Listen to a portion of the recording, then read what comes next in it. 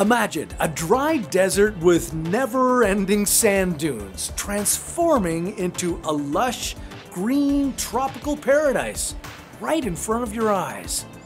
This is what could happen if we terraformed the Sahara Desert. A project like this could completely alter the world. It could help solve global warming, but it could also destroy our oceans and make the planet even hotter. Terraforming the Sahara Desert would have a good side and a potentially terrible side.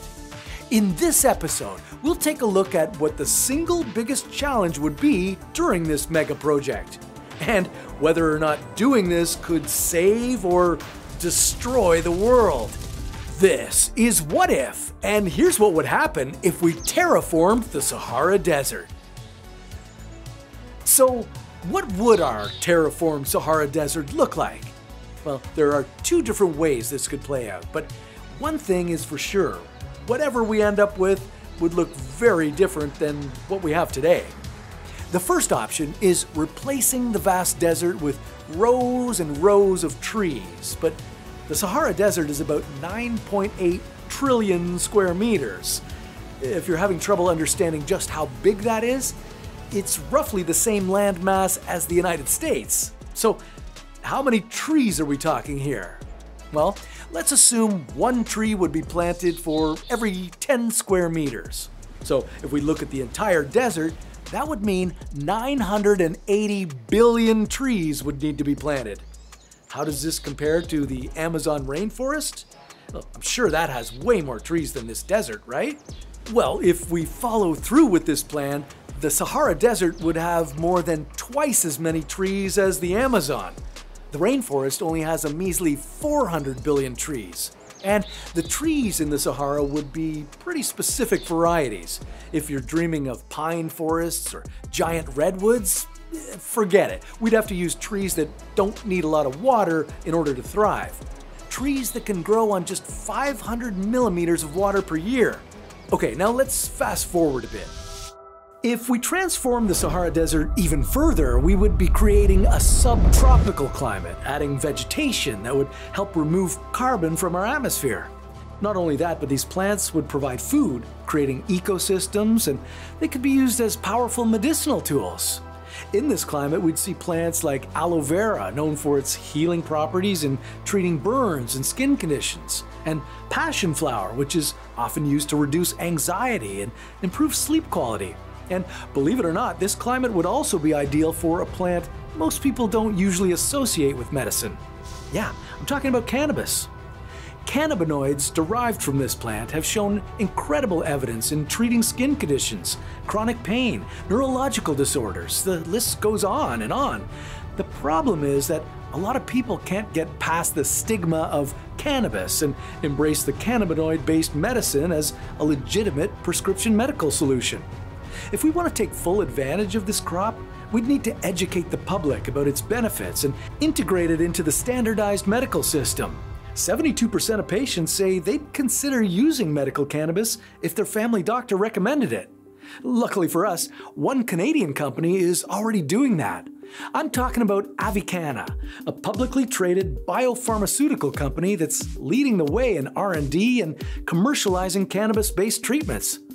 They've developed over 30 proprietary products across a range of formats, including oral, topical, and transdermal treatments, all designed to address unmet medical needs in over 20 countries.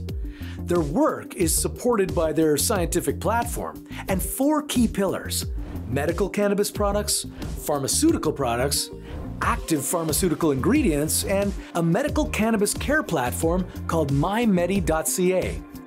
In 2023, the medical cannabis division of Shoppers Drug Mart, Canada's leading pharmacy retailer, was acquired by Avicanna, who then established the platform whatif.ca. In addition to the company's medical cannabis products, this platform offers patient support, educational resources, and even insurance adjudication to help patients and physicians incorporate cannabis into their healthcare routines. Avicanna's dedication to research and clinical development is really putting cannabinoid-based medicine on the map as a key player in modern medicine. With the Canadian market as its proof of concept, they're also setting the stage for a future where cannabinoid-based treatments become a normal part of everyday healthcare globally.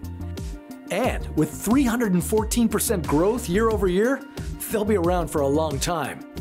To learn more about how Avicanna is changing the world of pharmaceuticals, well, click on the link in the description below. But let's take a break from talking about all these new plants, because that won't be the only change that comes with a terraformed Sahara Desert. Creating forested areas of the desert would be part of the plan too, but planting a full forest of 980 billion trees is unrealistic. TreeAid, an organization that works on planting trees in Africa, plants one tree every 19 seconds. Now, even if you supercharge that rate to one tree every second, it would still take 31,000 years to plant the full 980 billion trees we've calculated. I think we'll be living on Mars way before that. Anyway, a giant forest in the Sahara would do little to transform the lives of the people living there. About 2.5 million people live in the Sahara Desert today. Many are nomads traveling from one place to the other. The Sahara is also home to 100 species of reptiles, 70 species of mammals, and 90 species of birds. Mass afforestation would disrupt the way of life of these people and destroy these desert species. If there's going to be a transformation, these countries would be more likely to support one that also transforms the lives of their people and is consistent with their current lifestyle. So let's look at our second option. Instead of just one giant forest, we could have a bit more variety in the terraformed Sahara Desert. We could have some forests, but intersperse them with farms and grasslands. This would mean that people within these communities could help develop this new Sahara. They could participate in cultivating these farms, allowing for new economic opportunities. With this scenario, terraforming would involve planting native species that are more likely to withstand the changing climate. This would increase the genetic diversity and give this desert a better shot at thriving and turning into a forest. But this Sahara wouldn't just be a lush greenland for us to enjoy. This much greenery requires a ton of infrastructure to bring in one very important thing: water. How much water would we need in order to pull this off? Well, let's look at our first terraforming concept, the one that only involved trees. Scientists have estimated that this forest would need around 4.9 trillion cubic meters of water per year. For reference, that's more water than the entire globe uses in 365 days. So we would need to double the Earth's water consumption in order to provide for this Saharan forest. And where would all this water come from? Well, surprisingly enough, one of the sources of water could be right under the sandy desert soil. There are giant aquifers in Africa with huge groundwater reserves. Could we use this water to transform the desert into a subtropical haven? Well, we could, but it would dry up in about 30 years. This aquifer is also being used to support multiple countries' water needs, so if we tapped it just for this forest, that would mean that countries like Sudan, Libya, and Egypt could all be without water. There would have to be another solution. The ocean? Well, there are two problems with using ocean water. You know the first one, it's salty. That's why sailors complain. Water, water everywhere, but not a drop to drink. Then there's a second problem, getting the water to where it's needed. Addressing these issues could totally transform our initial plans. We'd have to build massive desalination plants that would get the salt out of the ocean water. So now reimagine that desert landscape with forests, developing farmlands and grasslands, but near the ocean, it's now dotted with enormous desalination facilities. What you wouldn't be able to see would be the thick underground pipes transporting the water into the heart of the desert. To run desalination plants and pump the water, we would need a ton of energy, so we would need to install rows of solar panels in the desert that would harvest the sun's energy. This could provide electricity for all these new developments. If we were to install these desalination plants and use some water native to the Sahara Desert, we could make this work, but the price tag would be ridiculously high. Desalination technology has come a long way, but estimates put the energy costs of doing this at almost $2 billion per year. And then there's the cost of infrastructure, building it all out, maintaining it, running it, not to mention all the planting, solar panels, and whatever else we'd need to do to make this a reality. The bottom line is it will cost trillions of dollars to get this project started and maintain it. With this much cash required, paying for this would be a complete global effort. You'd need dozens of different wealthy countries in order to make this work. Maybe throw in a couple billionaires willing to donate for good measure as well. But let's assume we did get the money together to do this. Now, how would the plan unfold? This effort would be a complex project requiring cooperation and coordination across multiple countries in Africa. We'd also need the help of multiple aid organizations, engineering firms, land management experts, and more. It's safe to say this would be an all-hands-on-deck sort of effort. The economies of these countries and the lives of people all over the world would be transformed by this type of project. Even if the technology to build desalination plants or lay the underground pipes came from the West, a project of this scale would create a massive number of jobs to set up the infrastructure, plant the vegetation, and maintain the entire system. In addition, as the area developed, it would draw in tourists. Other professionals like doctors and researchers would also travel here for new opportunities to support and study the transformation, leading to more growth. For comparison, we can look at the Great Green Wall Initiative. This is a project working on building a green wall of trees across the southern border of the Sahara Desert. This aimed to create 10 million jobs, so a project aiming to terraform the entire Sahara Desert could easily have the potential to create millions and millions of jobs. Once we finally terraform the Sahara, what happens next? How does this play out decades into the future? Well, let's take a look and see. In order to find our answer, let's take a look back at the Great Green Wall. In 2007, the Green Wall concept came together with a goal of an 8,000-kilometer wall to be completed by 2030. About 250 million hectares of degraded land was to be restored in the Sahara. About 17 years later, only 44 million hectares have been restored. That's less than 20% of the goal. But this slow progress is mostly due to a lack of money. So let's assume money is no object, that the Western nations come together and pledge vast sums of money to terraform this desert. How quickly could we set up the infrastructure and get forests to grow and begin to cultivate farmlands? Well, when humans don't intervene and nature takes its course, a forest could develop over 600 to 1,000 years. If humans plant trees and then leave it up to nature, the time period for a forest is now estimated at around 100 years. This sounds way too long. I'm pretty impatient, so let's look for another solution. With lots of human intervention and even more money, we can make this happen a whole lot quicker. Let's take a look. 10 years. 10 years into this project, the focus would be on infrastructure. The world would work at warp speed, creating the desalination plants needed to make water. We'd also map out the locations for forests, farmland, and grassland. We'd also have to prepare the soil with any nutrients needed to support any native species. As this infrastructure began to get laid out, we'd probably begin planting, probably near the coastal areas. 20 years. In the second decade, you'd want to extend this piping further into other parts of the Sahara.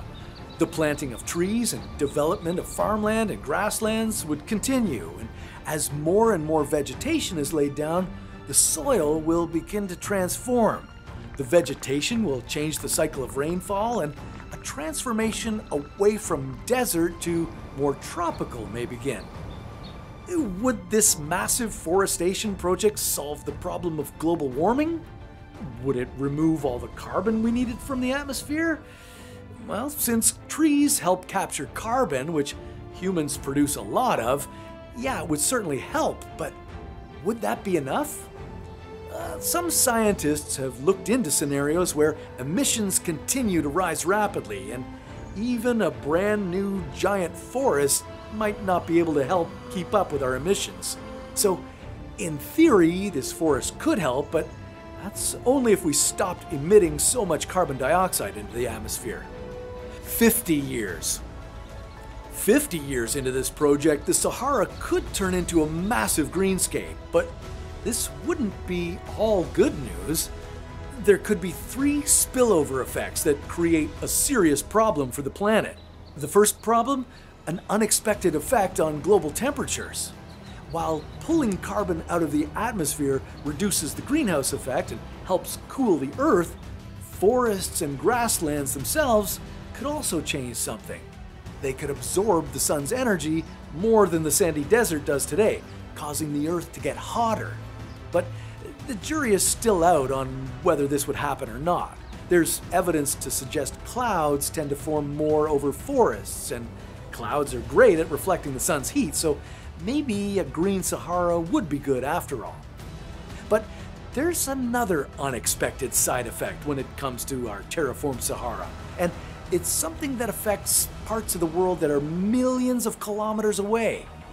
The second spillover effect impacts ocean life.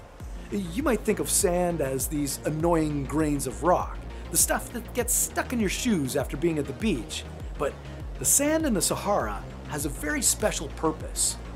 Through sand and dust storms, these grains make their way to the Atlantic Ocean, and this sand contains valuable nutrients that feed life found in the water. It contains things like nitrogen, phosphorus, and iron. These are the nutrients that are essential to the ocean food chain. And if all this desert sand suddenly became a forest, then the essential part of that food chain would be gone. Huge amounts of ocean life could die out or go extinct. But the story of the Saharan sand doesn't end in the Atlantic. There's a third spillover effect. NASA satellites have revealed how this rich, mineral-carrying sand is carried by winds all the way to the Amazon rainforest. Some of these rock minerals are rich with phosphorus, and phosphorus is essential for plant growth. Approximately 22 million kilograms of phosphorus gets deposited into the rainforest every year from the Sahara. Binding up the sand would have a terrible consequence for the Amazon rainforest. 1/4 of all the carbon dioxide absorbed by land is taken in by the Amazon rainforest. Greening the Sahara would ultimately rob it of its nutrients and eventually leave it to die. Terraforming the Sahara Desert would be a big, ambitious project that could transform the lives of people who live there. While it would make a positive dent in absorbing emissions, it could have catastrophic global consequences. Terraforming anything is a messy, confusing, and at times dangerous task, but let's up the stakes just a little bit. Instead of trying to terraform Earth, why don't we explore another planet? Could we terraform Venus? Well, that sounds like a story for another What If.